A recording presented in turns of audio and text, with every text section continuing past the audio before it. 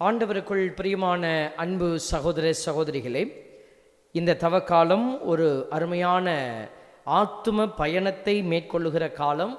அந்த ஆத்துமாவில் ஒரு பயணம் உண்டு. அந்த பயணத்தை நீங்கள் இந்த தவக்காலத்தில் மிகச்சரியாய் செய்து கொண்டிருக்கிறீர்கள் என்று நாங்கள் நம்புகிறோம்.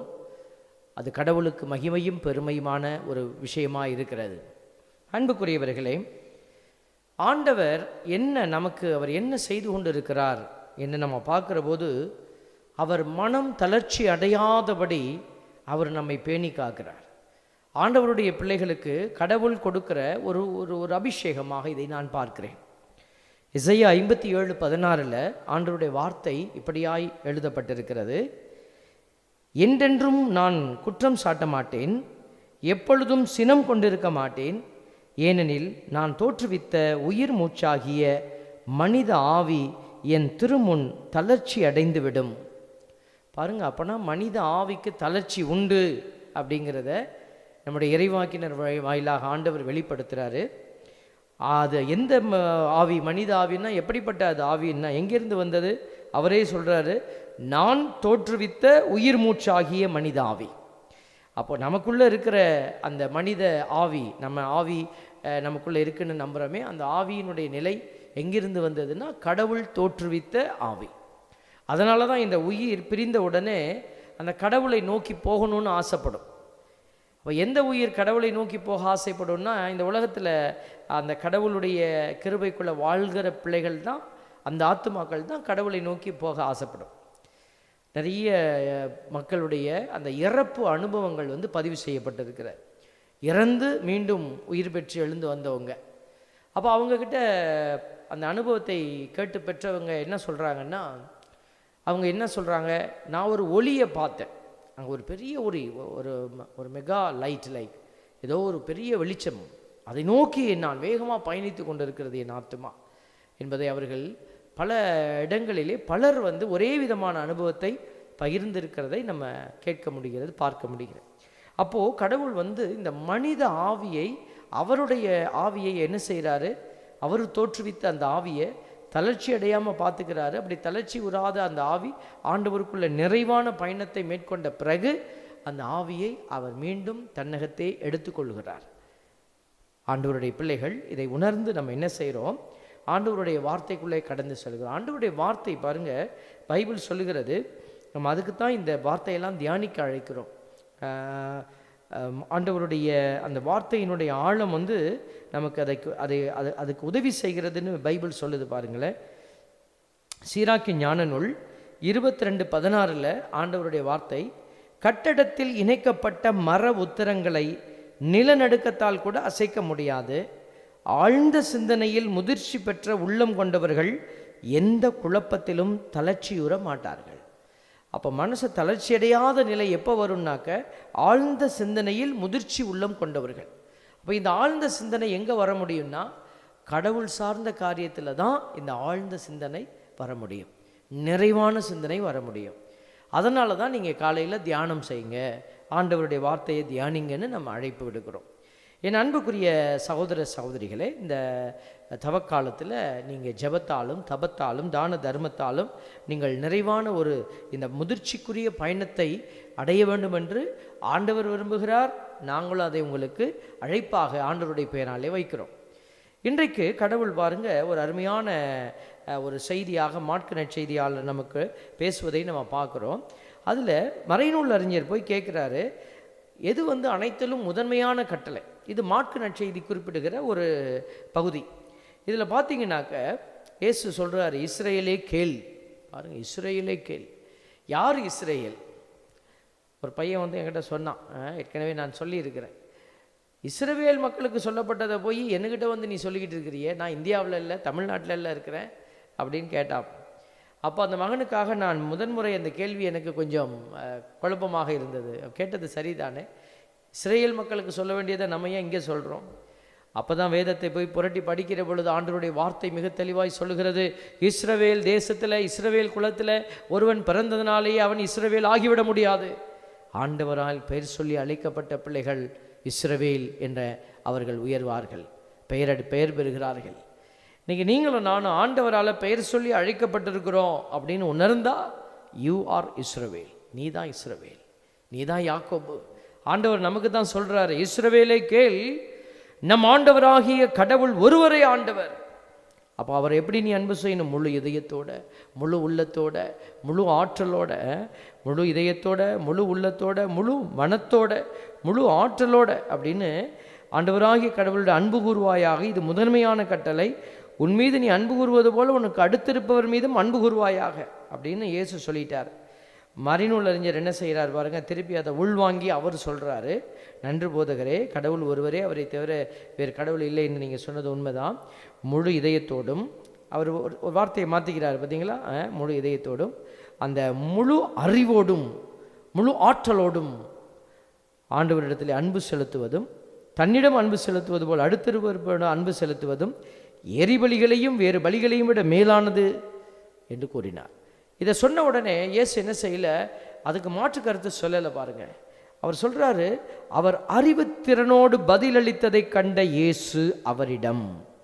அப்போ இயேசு இதை ஏற்றுக்கொள்கிறார். அவர் அறிவு தெளிவோடு பதில் அளித்திருக்கிறார், அறிவு திறனோடு பதில் அளித்திருக்கிறார். அப்படிப்பட்ட அவரிடத்தில் நீர் என்ன சொல்றார் இயேசு, நீர் இறையாட்சியின் என்று தொலையில் இல்லை. தொலையில் இல்லை தான், நான் இறையாட்சிக்குள்ளே இருக்கிறேன்னு சொல்லலை.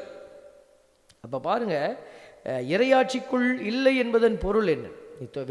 நீ வெகு தொலைவில் இல்லை அப்படின்னு சொல்கிறதுக்கு அர்த்தம் என்ன?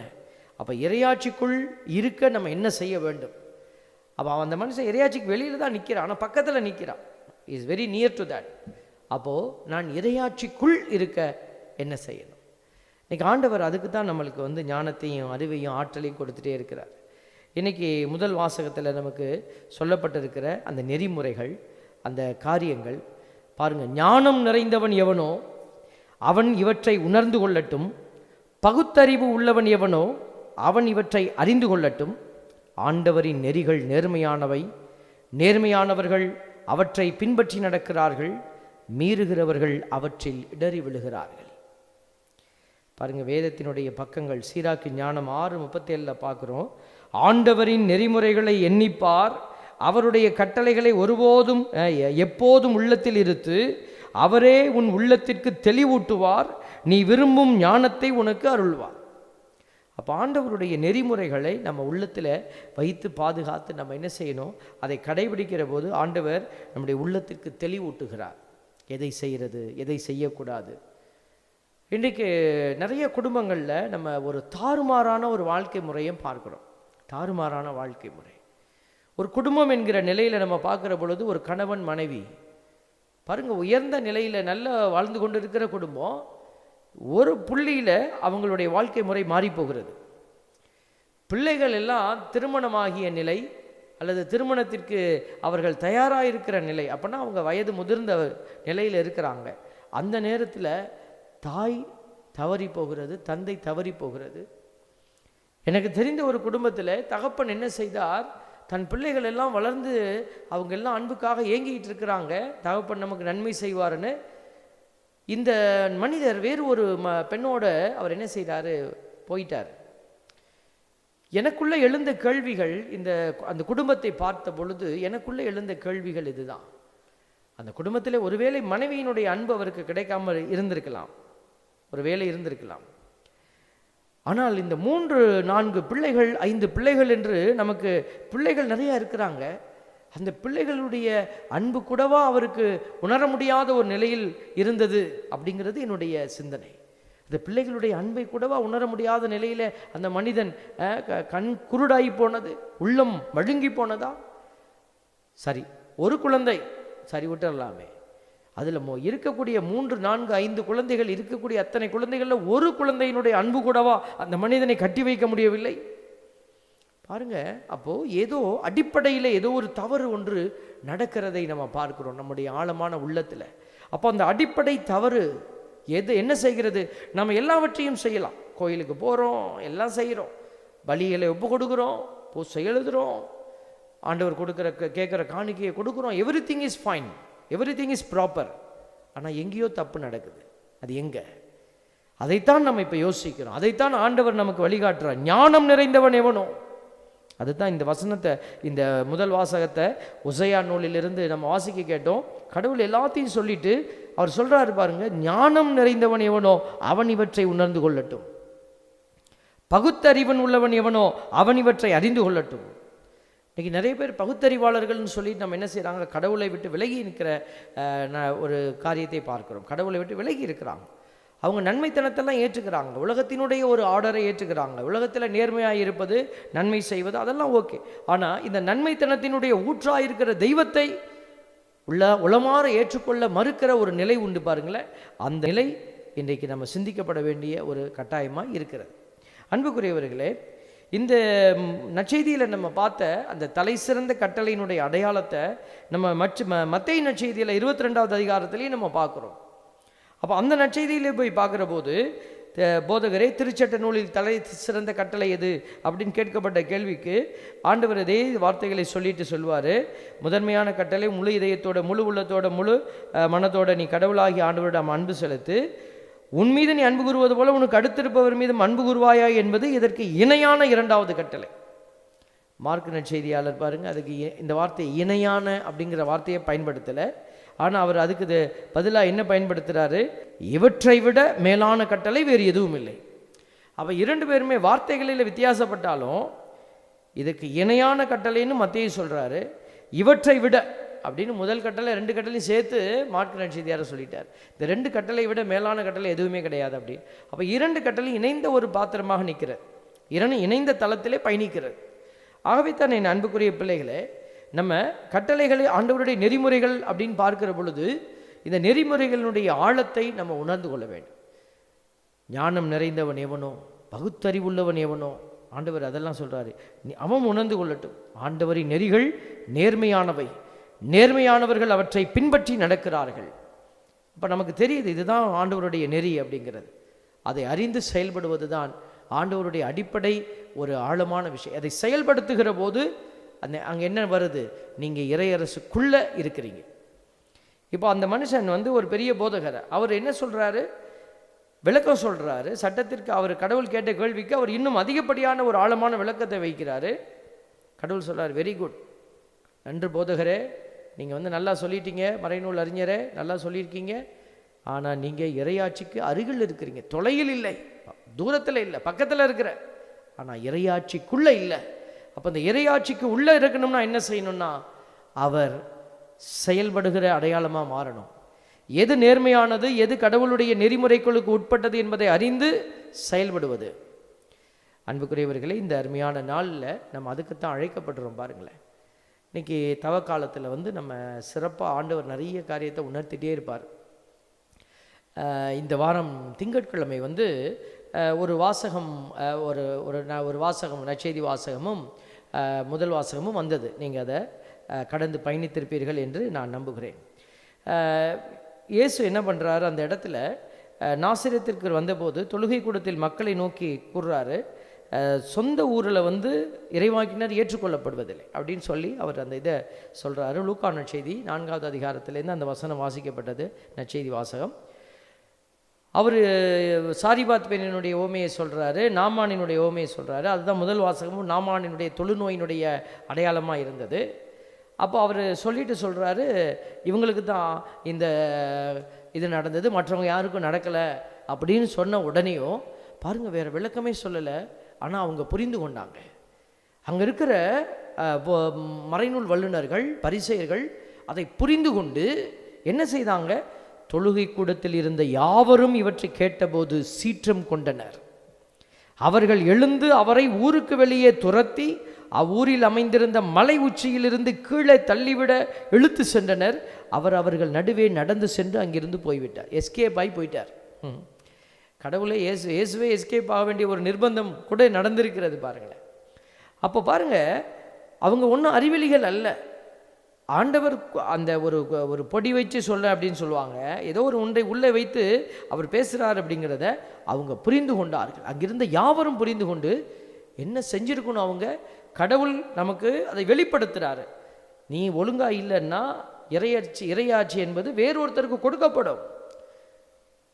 ஆண்டவர் அவங்க என்ன நினைச்சாங்க, நீ தான் நல்ல மக்கள், நீங்கள் தான் நல்ல இனம், உங்களை தான் ஆண்டவர் விரும்புகிறார் அப்படின்னு அவங்க சொல்லணும்னு ஆசைப்பட்டிருக்காங்க. ஆனால் இயேசு அதை சொல்லலை. சொந்த ஊரில் இறைவாக்கினருக்கு மதிப்பு இல்லை. ஏன்னா நீ உன் மனமேட்டிமையில் நிற்கிற, நீ உனக்கு எல்லாம் தெரியும்னு நிற்கிற, அதனால் ஆண்டவர் இந்த இடத்துல மகிமை அடையலை. அப்படிப்பட்ட இனத்தை ஆண்டவர் என்ன செய்ய போகிறார்? அருவருக்கிறார், வெறுத்து தள்ளுவார் அப்படின்னு சொன்ன உடனே அதுக்கு தான் சாரிபாத், அவர் யூத இனத்தை சாராத பெண், அவர் வேறு ஒரு இனத்தை சார்ந்த பெண். நாமான் சிரியா நாட்டிலிருந்து வந்த மனுஷன். பாருங்க, ஆண்டவருடைய அடையாளங்கள் இப்படித்தான் வெளிப்படுதுன்னு சொன்ன உடனே இவங்களுக்கு என்ன வந்தது? கோபம் கனன்றது, சீற்றம் எழுந்தது. அந்த சீற்றம் எவ்வளோ தூரம் போச்சு பாருங்களேன். இயேசு இப்படி வெளிப்படுத்தி இருக்கிறாரே, ஐயோ நாங்கள் மாற வேண்டுமே, இந்த போதகர் ஏதோ ஒன்றை உரைக்கிறாரே என்று அவங்க என்ன செய்யலை? மனம் மாறணும்னு நினைக்கல, மாறாக வெகுண்டு எழுந்தார்கள், கொதித்து எழுந்தார்கள். இன்னைக்கு இந்த சமூகத்தில் நன்மையை உரைக்கிற போது, நான் இது தீமையப்பா, இந்த தீமையை நீ விட்டு வெளியில் வரணும்னு சொல்லுகிற போது நம்ம உடனே என்ன நடக்கிறது? அந்த நபரோ அந்த சமூகமோ வெகுண்டு எழுகிறது. இன்றைக்கி நம்ம சமூகத்தில் பார்க்கலாம், யாராவது ஒரு நல்லது செய்கிற ஒரு அரசியல்வாதியோ அரசியல் தலைவர்களோ ஒரு அரசாங்க உத்தியோகத்தில் இருக்கக்கூடிய நல்ல தலைவர்கள் உண்டு நம்முடைய நாட்டில், நம்முடைய ஊர்களில். உடனே அவர்களை என்ன செய்ய பார்க்குறாங்க? கொலை செய்ய முயற்சிக்கிறாங்க. இதுதான் அப்போ நடந்தது. இப்போ இங்கே என்ன பிரச்சனை அப்படின்னு நம்ம பார்க்குற போது, அவங்க உள்ளத்தில் தொழுநோய் பிடித்திருந்தது. நாமானுக்கு தொழுநோய் பிடிச்சிருந்துச்சு உடலில். அவன் போய் அந்த எலிசா இறைவாக்கினரை பார்க்க போகும்போது, அந்த இறைவாக்கினர் எலிசா இறைவாக்கினர் என்ன செய்யலை? வெளியில் வரல. அவர் வீட்டுக்குள்ளே இருந்துக்கிட்டு கேக்கசிங்கிற அவருடைய வேலைக்காரனை அனுப்பி வைக்கிறார். அந்த கேக்கசி போய் சொல்கிறா, அங்கே இருக்கிற குளத்தில் போய் 7 தடவை குளிச்சுட்டு போக சொல்லிட்டாரு ஐயா அப்படின்னு சொல்லும்போது அவனுக்கு கோபம் இருக்கிறது.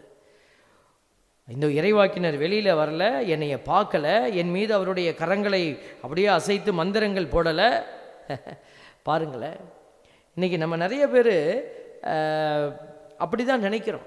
ஏதாவது ஒன்று கொடுத்தா தானே நம்பிக்கை. இப்போ என்கிட்ட ஆசீர்வாதம் வாங்க வரவங்க கேட்பாங்க, ஃபாதர் ஏதாவது கயிறு ஏதாவது கொடுப்பீங்களா, ஏதாவது தகடு கொடுப்பீங்களா? சில பேர் அறியாத பிள்ளைகள் கேட்குறாங்க. ஏன்னா சில பேர் கொடுக்குறாங்க. சில பேர் நான் சொல்கிற வார்த்தையெல்லாம் ஜெயிக்காது, இந்தா இதை வச்சுக்கோ. அப்போது தன் ஆண்டவருடைய வார்த்தையைத்தான் நான் பேசுகிறேன் அப்படிங்கிறத உணராத மனுஷன் தான் என்ன செய்கிறான்? ஏதோ ஒன்றை கொடுக்குறான். கொடுத்து இது உனக்கு உதவி செய்யும், நீ கையில் கட்டிக்கோ, இடுப்பில் கட்டிக்கோ, கழுத்தில் கட்டிக்கோ. நான் சொல்கிற வார்த்தை செயல்படாதப்பா, இது இந்த கயிறு வேலை செய்யும் அப்படி சொல்கிறேன். இந்த தாயத்து பாருங்க, இந்த மெழுகுதிரி, இந்த மாலை, இந்த பூ, நீ எதை வேணாலும் வச்சுக்கொள்ளலாம். தேவ பிள்ளைகளே, இன்றைக்கு அப்படிப்பட்ட நிலையில் யார் கடந்து சென்றாலும் அது அருவருப்பான காரியம். கடவுள் அதைத்தான் சிலை வழிபாட்டுக்கு ஒப்பான காரியம் என்று சொல்லுகிறார். தயவு செய்து நம்ம இதை அறிவு தெளிவோடு பார்க்கணும். ஆண்டவருடைய பிள்ளைகள் இதை அறியாத பொழுது அவர்கள் சிலை வழிபாட்டுக்குள் தான் இருக்கிறார்கள் என்று நம்மால் 100% உறுதியாக சொல்ல முடியும். இன்றைக்கி நம்ம கத்தோலிக்க திருஅவையில் சிலை வழிபாடு கிடையாது. திரு அவை வழிநடத்துகிறபடியாக சொல்லுகிறேன். திரு அவை நம்மை வழிநடத்துகிற அந்த விதத்திலே சிலை வழிபாடு கிடையாது. ஆனால் மக்கள் அவரவருக்குரிய வழிபாட்டை கையில் எடுத்து செயல்படுகிற விதத்தை பார்க்கிற போது அங்கே சிலை வழிபாடு இருக்கிறதாக தெரிகிறது. அதைத்தான் மற்றவர்கள் நம்மை பார்த்து ஏளனம் செய்கிறார்கள். மக்களுடைய அந்த வழிபடுகிற விதத்தை பார்க்கிற பொழுது பூசை நடந்துகிட்டு இருக்கு, நற்கருணை ஆண்டவர் இங்கே எழுந்தேற்றம் செய்யப்படுகிறார், ஆண்டவர் உயர்த்தப்படுகிறார். அப்போ உள்ளே வர ஒரு கிறிஸ்தவ மனுஷன் என்ன செய்யணும்? ஆண்டவரை அறியாதவர்கள், வேறு மதத்தை சார்ந்தவர் வராங்க, அவங்க என்ன வேணாலும் செய்யலாம், ஏன்னா அவங்களுக்கு எதுவுமே தெரியாது. ஆனால் திருமுழுக்கு பெற்றிருக்கிற, ஆண்டவருடைய நற்கருணை என்கிற அபிஷேகத்தை உள்வாங்கி இருக்கிற, பாவ அறிக்கை செய்ய கற்றுக் கொடுக்கப்பட்டிருக்கிற, அருட்சாதனங்களுடைய ஆழத்தை அறிய பண்ணியிருக்கிற, அறிந்திருக்கிற ஒரு மனுஷன் உள்ளே வரும்போது என்ன செய்யணும்? எது உயர்வான அபிஷேகம் என்பதை அறிய வேண்டும். அவங்க நிறைய பேர் என்ன செய்கிறாங்கன்னா, இங்கே பலி நடந்துக்கிட்டு இருக்கோம், அங்கே போய் புனிதர்களுக்கு அவங்க பக்கத்தில் ஒரு ஆராதனையை ஒரு வணக்கத்தை செலுத்திக்கிட்டு இருப்பாங்க, உயர்வு அங்கே கொடுத்துக்கிட்டு இருப்பாங்க. அப்போ அது என்ன? அதுதான் நம்ம சிலை வழிபாட்டுக்கு ஒப்பான காரியம் என்று சொல்கிறோம். ஒரு பூ அள்ளிட்டு போய் வீட்டில் வச்சுக்கிட்டா எனக்கு எல்லாம் விடுதலை அடைஞ்சிரும்னு நினைக்கிற நினைப்பு. ஒருவர் எனக்கு இந்த பொருளை கொடுத்தாரு, இந்த பொருளை கொண்டு போய் வச்சு ஜெபிச்சா எனக்கு விடுதலை அடைந்துரும் நினைக்கிற அந்த நினைப்பு. இந்த பொருள் எனக்கு விடுதலை கொடுக்கும். பணம், இன்றைக்கி பணம் தாங்க எல்லாத்துக்கும் முக்கியம். அந்த பணம் இருந்தால் எல்லாம். இன்றைக்கி செத்த பணம் கூட பணம்னா வாயை திறக்கும். அதனால் பணம் இருந்தால் போதும் என்று நினைக்கிற அந்த எண்ணம், எவ்வளோ பணம் இருந்தாலும் என்னங்க, வாழ்க்கையில் இச்சை தாங்க ரொம்ப முக்கியம். இந்த உடம்புக்கு தானங்க இந்த வாழ்க்கையே இருக்குது. இங்கிட்ட சாப்பாடு சாப்பாடு, இங்கிட்ட பார்க்குறத பாரு, அங்கிட்ட செய்கிறத செய், இப்படி ஓடுகிற அந்த மனநிலை, இதைத்தான் பவுலடியார் சிலை வழிபாடு என்று சொல்லுகிறார். ஆண்டவர் அதை அருவருக்கிறார். இன்னைக்கு முதல் வாசகத்தில் அதைத்தான் ஆண்டவர் சொல்றாரு பாருங்க. இன்னைக்கு இப்படிப்பட்ட தொழுநோய் பிடித்த ஒரு உள்ளம் நமக்குள்ள இருக்குது. மனமேட்டிமை, எனக்கு எல்லாம் தெரியும். ஒரு சகோதரி ஒரு வெளி தேசத்திலிருந்து அவங்க என்ன செய்கிறாங்க, கண்ணீர் விட்டு அழுறாங்க. தன் பிள்ளைகளை குறித்து அழுகுறாங்க. தன் பிள்ளைகள் தரம் கட்ட ஒரு வாழ்க்கையை வாழ முற்படுறாங்க. ஃபாதர், நாங்கள் ஒரு கத்தோலிக்க கிறிஸ்தவ குடும்பத்தில் பிறந்திருக்கிற பிள்ளைகள், நாங்கள் எந்த விதத்திலையும் என் பிள்ளைகளுக்கு குறை வைக்கல, எல்லாம் நிறைவாய் கொடுத்தோம். ஆனால் பிள்ளைகள் உணர மறுக்கிறாங்க. ஃபாதர், எங்களுடைய தேசத்தில் அந்த பிள்ளைகளை என்ன செய்ய முடியாது, நாங்கள் அடக்க முடியாது. ஏன்னா அவங்க போலீஸுக்கு போவாங்க. பாருங்க, இந்த சமூகம் கூட தீயவர்கள் பக்கம்தான் சாதகமாக இருக்கிறது. நம்ம ஊர்லலாம் சின்ன பிள்ளையா இருக்கும்போது சொல்லுவாங்க, டீச்சர்கிட்ட போய் அப்பா அம்மா கண்ணு ரெண்டையும் விட்டுட்டு தோலெல்லாம் உரிங்கன்னுவாங்க. அப்படின்னா என்ன அர்த்தம், தோலை உரித்து சாவடிச்சிருன்னு இல்லை, நீங்கள் என்ன வேணாலும் செய்யுங்க, பிள்ளைய பர்ஃபெக்ட் பண்ணுங்க, அவனை நேரிய வழியில் நடக்க அவனுக்கு கற்றுக் கொடுங்க. அதுதான் அவங்க அப்படி சொல்லுவாங்க. இன்னைக்கு சமூகம் உங்கள் மாற்றப்பட்டிருக்கிறது. தீயவன் தலைவிரித்து ஆடிக்கொண்டு இருக்கிறான். இந்த தொழுநோய் பிடித்திருக்கிற நாமானினுடைய அந்த உள்ளம் பாருங்களேன், அது ஏற்க மறுக்கிறது. என் ஊரில் இல்லாத ஆறா உன் ஊரில் இருக்குதா? உன் ஊரில் இருக்கிற அந்த யோர்தான் நதி பாரு, இத்தினோண்டு ஓடுது, என் ஊரில் அந்தந்த பெரிய நதிகள் ஓடிக்கொண்டிருக்கிறது என்று சொல்லி தன்னுடைய மனமேட்டிமையை உயர்த்தி வைச்சான். இன்னைக்கு நாமும் கூட பல வேளையில் உள்ளத்திலே தொழுநோய் பிடித்த பிள்ளைகளாக மனமேட்டிமையை உயர்த்தி வச்சிருக்கிறோம். இந்த பாவங்கள் காரியங்கள் வழியாக இதெல்லாம் சிலை வழிபாட்டுக்கு ஒப்பான காரியங்களாக இருக்கிறது. சிலை வழிபாடு அப்படிங்கிறது எங்கே துவங்கிருச்சுன்னா ஆதாம் ஏவாள்கிட்ட துவங்கிருச்சு. எப்போ ஆண்டவர் அந்த வார்த்தையை அந்த மரத்தின் மீது வைத்தார், இந்த மரத்தின் கனியை நீ சாப்பிடக்கூடாது, அவ்வளோதான். எப்போ அவர்கள் இந்த மரத்தின் கனியை நான் சாப்பிட்டா எனக்கு எல்லாம் மாறும் என்று நினைத்தார்களோ அப்பொழுதே சிலை வழிபாட்டுக்கான தலங்கள் அமைக்கப்பட்டு விட்டது. தேவ பிள்ளைகளே, இன்றைக்கு தொழுநோய் என்பது உடலில் தான் இருக்கணும்னு அவசியம் இல்லை, உள்ளத்தில் இருக்குது. அந்த உள்ளத்தினுடைய தொழுநோயை மாற்ற ஆண்டவர் நம்மை அழைக்கிறார். அந்த நாமானுங்கிற மனுஷன், அவன் யாவே தெய்வத்தை அறியாதவன் பாருங்க, சிரியா தேசத்திலிருந்து வந்தான். அவன் யார் சொல்ல கேட்டு வந்தான்? வீட்டில் இருக்கிற வேலை செய்கிற ஒரு அடிமை பெண் சொல்ல கேட்டு வந்தான். அவன் முதல்ல கோவப்பட்டது உண்மைதான். ஆனால் பக்கத்தில் இருக்கிற படைவீரன் சொன்னான், ஐயா, அவர் என்ன உன்னை மண்ணை வெட்ட சொன்னாரா மலையை உருட்ட சொன்னாரா? அவர் மண்ணை வெட்டவும் சொல்லலை, உன்னை மலையை உருட்டவும் சொல்லலை, போய் குளிப்பாடினாரு. சொல்கிறத முதல்ல செய்துட்டு அதுக்கப்புறம் பாருங்க ஐயா அப்படின்னு சொன்னான். பாருங்க, அந்த மனுஷன் முதல்ல அந்த நாமான் வீட்டில் வேலை செய்கிற வேலைக்கார பெண் சொல்லு கேட்டு அரசன்டேருந்து லெட்டர் வாங்கிக்கிட்டு வந்தது ஒரு பெரிய விஷயம். இங்கே படை வீரன் தன் கண்ணை திறக்கும் போது, நீ யாரா எனக்கு சொல்கிறதுன்னு அவன் கத்தி எடுக்கல. அவன் உடனே அந்த வார்த்தைகளை உள்வாங்கி தன் மனமேட்டிமையை அந்த வார்த்தையினாலே அவன் என்ன செய்தான்? சிதறடித்தான். அவன் அதை ஏற்றுக்கொண்டான். உடனே கீழ்ப்படிந்தான், போனான், கழுவினான், தொழுநோயிலிருந்து நீக்கப்பெற்றான். மனமேட்டிமை எங்கே உடைக்கப்படுகிறதோ, எங்களுக்கு எல்லாம் தெரியும் என்கிற அந்த உணர்வு எங்கே உடைக்கப்படுகிறதோ அங்கே வல்லமை பெருகுகிறது. இன்னைக்கு அதை தான் ஆண்டவர் நேர்மை நியாயம் என்று சொல்லுகிறார். பிள்ளைகளே, இன்னைக்கு ஞானம் நிறைந்தவன் எவனோ, பகுத்தறிவுள்ளவன் எவனோ அப்படின்னு சொல்லுகிற வார்த்தைகள் எல்லாம் என்ன அப்படின்னா, ஆண்டவர் சொல்லுகிற நெறி சரியாத்தான் இருக்கும்னு நம்புகிற அந்த மனநிலை. அப்போ ஆண்டவர் யாருன்னு அறியணும், முதல்ல பைபிள் வாசிக்கணும். அப்போ ஆண்டவர் இன்னைக்கு நம்மளை அழைக்கிறார் பாருங்களேன். எசேக்கியேல் 20:11 வாழ்வளிக்கும் என் நியமங்களை அவர்களுக்கு கொடுத்து வாழ்வு தரும் என் நீதி நெறிகளை அவர்களுக்கு வெளிப்படுத்தினேன், அவற்றை கடைபிடிப்போர் வாழ்வு பெறுவர். Praise the Lord. ஆண்டவருடைய பிள்ளைகள் பாருங்க, இதுதான் இறையரசுக்குள்ள இருக்கிறதுக்கான அடையாளம். கடைபிடிப்போர் வாழ்வு பெறுவர். கடைபிடிப்போர் வெகு தொலைவில் இல்லைன்னு சொல்லலை, கடைபிடிப்போர் வாழ்வு பெறுவர். என் அன்பு இறை சமூகமே, இன்றைக்கு நாமும் கூட பல்வேறு விதமான இந்த மனமேட்டுமையினுடைய அடையாளமாக இருக்கிற இந்த தொழுநோய்க்குள்ளே கிடந்து இந்த சமூகம் தவிக்கிறது. தாய் தந்தைக்கு அந்த திருமண ஆசீர்வாதத்தை, அதாவது திருமணத்தை குறித்த முடிவெடுக்கிற அந்த பாக்கியத்தை கொடுக்க விரும்பாத பிள்ளைகள் நம்முடைய சமூகத்தில் பெருகி கொண்டிருக்கிறாங்க. நம்மளுடைய ஆசிரியர் பெருமக்களை மதிக்க தெரியாத பிள்ளைகள், மாணவியர்கள் உருவாகி கொண்டிருக்கிறாங்க. ஆசிரியர்கள் கண்டிக்கிறார்கள் என்று ஆசிரியர்களை அவமானப்படுத்துகிற, அவர்களை வாட்ஸ்அப்பிலும் ஃபேஸ்புக்கிலும் போட்டு அசிங்கப்படுத்துகிற அந்த உள்ளம் கொண்டவர்கள் உண்டு.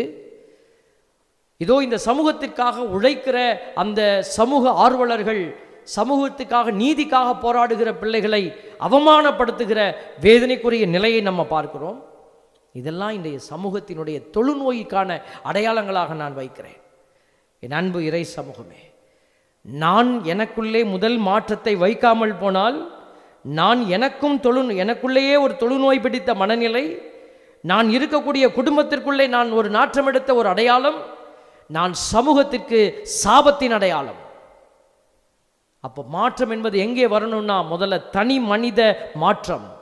ஆண்டவர் அதைத்தான் இந்த தவக்காலத்தில் நம்மிடத்தில் கேட்டுக்கொண்டே இருக்கிறார். சொல்லுகிறேன் பாருங்க, குழந்தைகள் எல்லாம் விட்டுட்டு ஒரு தாய் இப்படி ஓடுகிறாள், தந்தை இப்படி ஓடுகிறார் என்று சொன்னால் அந்த கேவலத்தை நாம் எவ்வளவு தூரம் புரிந்து கொள்ள முடிகிறது தெரியலையே. அப்போ நம்ம யோசிக்க வேண்டும்.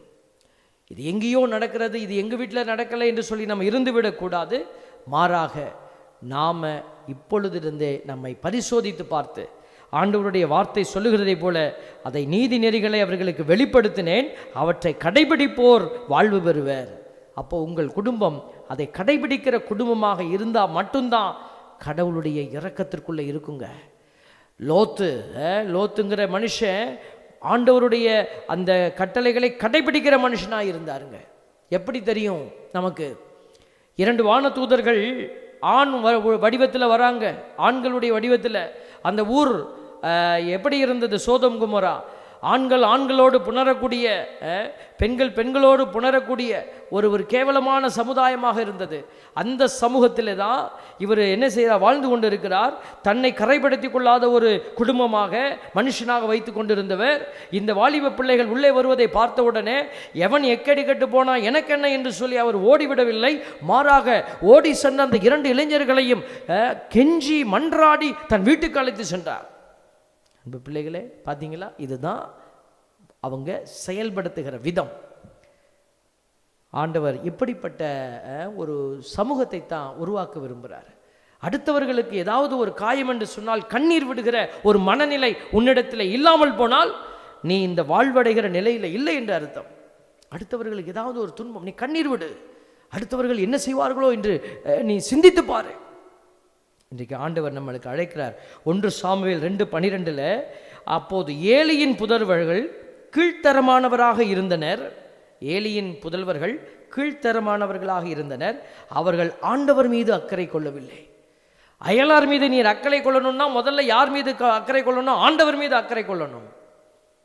கடவுள் எங்கே இருக்கிறார்? எங்கேயோ இருக்கிறாருங்க, அவர் இருந்துட்டு போகிறாரு. எனக்கு தெரிஞ்சது ஒரு தெய்வம், எனக்கு தெரிஞ்சது இந்த தெய்வ நம்பிக்கை, நான் வச்சுக்கிட்டு வாழ்க்கையை வாழ்ந்துட்டு போயிடுவேன்னு நீ நினைக்கிற நினைப்பு உன் மனமேட்டிமையினுடைய வெளிப்பாடு.